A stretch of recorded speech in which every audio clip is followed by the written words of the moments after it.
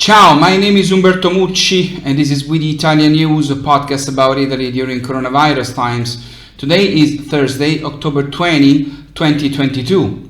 I begin with a bit of a service information. After 3 years, I'm finally coming back to the US for a week of very important events and meetings. That is why the next episode of We the ItaliaNews will be published on Wednesday, October 26, and not on Thursday, October 27. And also because of this, the next episode, the first one in November, will not be published on Thursday, November 3, but on Friday, November 4. Starting the following week, we will return every Thursday, starting Thursday, November 10. Nearly 5 million Italians have failed to pay their electricity and gas bills in the past 9 months. Because of rising energy prices, 4.7 million people have missed one or more bill payments, a number that will increase if prices continue to rise.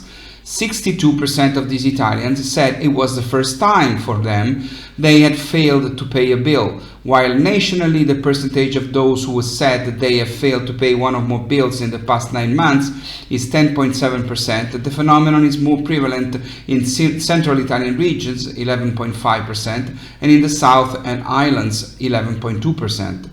Fortunately, however, costs could go down due to favorable weather conditions with above average temperatures throughout Italy, producing a drop in demand that causes gas prices to fall too, and due to the replacement of Russian gas with that coming from Algeria and other sources, which are cheaper. Anyway, even the price of the Russian gas is going down, already back to the June level.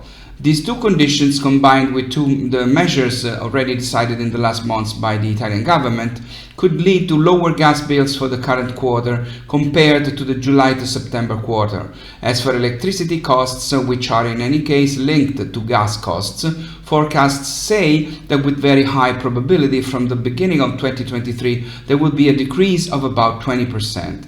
In addition, the European Commission yesterday made official a package of aid measures for the energy emergency, and finally, gas storage targets to avoid emergencies have been reached well in advance throughout the whole Europe, with Italy leading the way. And the huge energy costs will also be felt this winter by ski tourism, which has no small importance in the economy of many parts of northern Italy.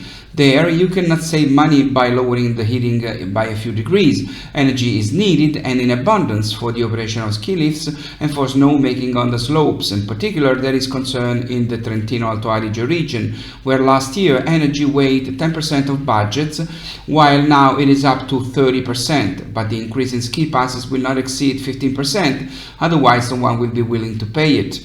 Given all the costs, in Trentino-Alto Adige this year it will cost 200% more than last year to keep the lifts open and produce snow, despite the fact that all the companies in the sector have already invested in energy saving. The cannons that produce snow are modern, consuming much less than those of a decade ago, and the same goes for the lifts, which in most cases have integrated photovoltaic systems. Political consultations for the formation of a new government has begun today.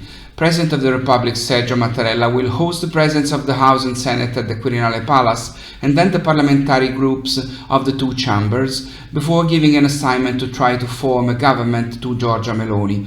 There is hurry to get to new government as soon as possible, and the assignment could be given as early as tomorrow night or Saturday morning. Although some unexpected problems have grown in the political majority that won the elections, it is very likely that by the end of the week, the new government will have sworn allegiance to the Constitution before the President of the Republic, and between Tuesday and Wednesday, it could receive the confidence in the two branches of the Italian Parliament. But while waiting to know the members of the new government, who are the new members of Parliament elected by the Italians? Some statistics help us to know them better. College graduate, Generation X lawyer with limited English proficiency and already experience in Parliament. This is the average figure that emerges from analyzing resumes, and this is why I'm not there. But scrolling through the pages, what emerges is a much more multifaceted and colorful picture. There are former sports glories, actors, sons of former politicians, but also former anti-mafia magistrates, and even more than one yoga teacher. a group of varied experiences with very different backgrounds.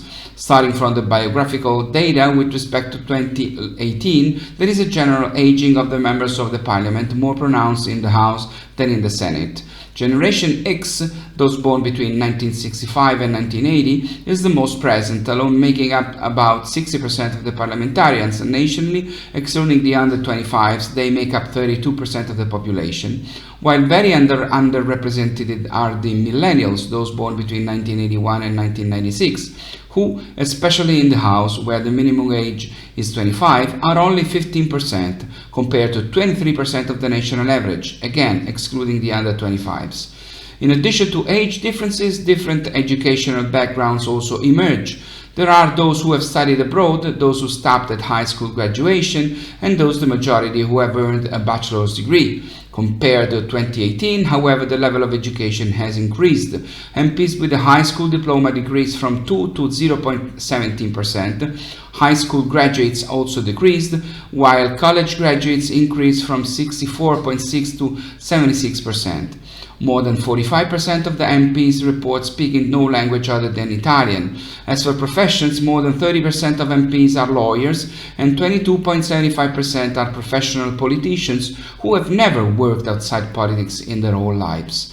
There are also human rights activists and personalities who come from the world of entertainment, sports, and journalism.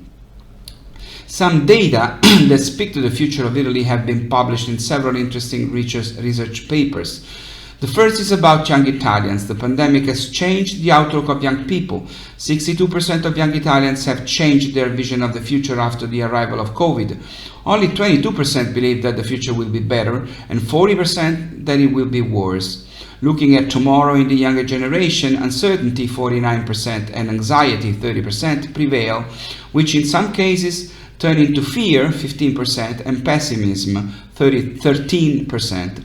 Almost half of young people, 45%, said that as a result of the pandemic, they would like to spend as much time at home as possible. Another study says that more than 10 million people will be living alone in Italy in 20 years.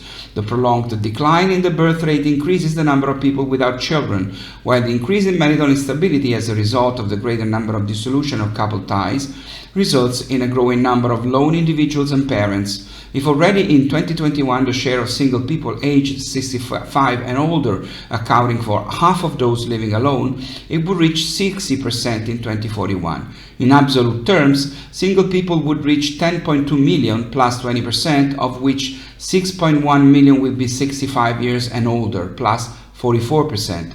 And speaking of change, 1 in 3 Italians would like to change homes in the next 2 years. The pandemic seems to have taken away our conviviality. Compared to 2 years ago, 48% of the Italians spend less time at home with friends. The home in Italy has become a much more individual place where people watch TV, read and listen to the radio more often than in the pre-COVID period in 37% of cases, spend time with family, increasing 34%, and engage in hobbies, chores, cooking and gardening, plus 32%. Therefore, Italians invest more than before to make it more beautiful and functional. And when we want to change it after the price, what counts has become energy savings. The preference for home ownership remains strong, especially in the large cities of the north, with percentages between about 60 and 70%. Given a choice, only 1 in 4 Italians, 24%, would prefer to live in the city center. The most inclined to the center are Gen Z youth, millennials focus on the suburbs, and baby boomers on areas outside the city.